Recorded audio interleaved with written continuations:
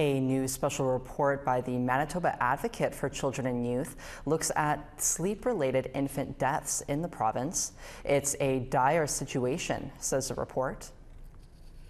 Titled Shifting the Lens, the report looks at the circumstances surrounding the sleep-related deaths of 48 infants in Manitoba between 2019 and 2021. It found that 81% of the infants who died were Indigenous, and 27% of the deaths occurred in First Nations communities. 64% of infants who died were living in overcrowded homes, and 1 in 3 households didn't have a safe sleep surface available for the babies. 69% of the families had degrees of involvement with child and family services at the time of or in the year prior to the infant's death. The report also found that 70% of the infant's biological mothers were known to be victims of intimate partner violence, and half of the mothers experienced some form of abuse or neglect as children.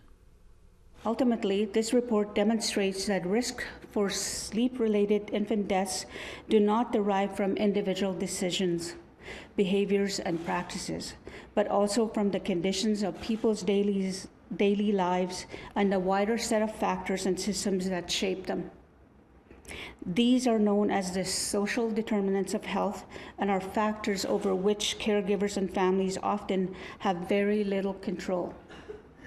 Therefore, it is unfair and ineffective to place the burden of prevention of sleep-related infant deaths solely on the shoulders of caregivers.